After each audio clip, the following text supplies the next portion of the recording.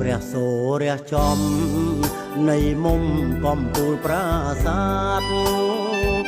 ឈរពណ៌ស្អាងស្អាតពន្លឺចាំងផ្លាតក្រហមជ្វាលី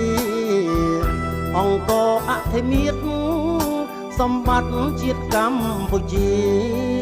ទេសចរមូលមកគ្រប់គ្នាជួបជុំគ្នាថតរូបកំសាន្តបញ្ចេញអភិរ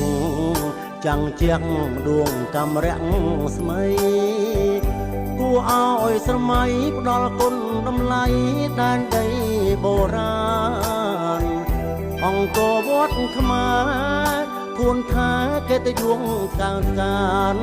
បិទមហារមណីយដ្ឋានទាំងចរបានសុខសានស្លុត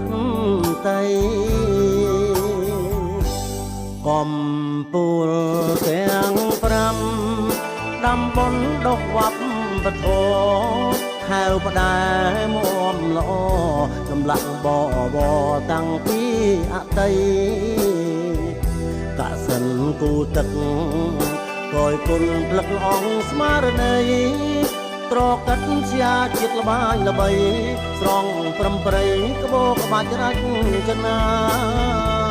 ដែនអង្គឆរិយៈសិល្បៈរបស់ជាតិយើងអាណាចក្ររុងរឿងត្រូវលើកដំកើងមរតកដូនតាដួងប្រលឹងជាតិមិនដើរឃ្លៀងឃ្លាតខេមរាសម្បត្តិដ៏មហាសាលល្អត្រកាលក្រាលក្របមុនដល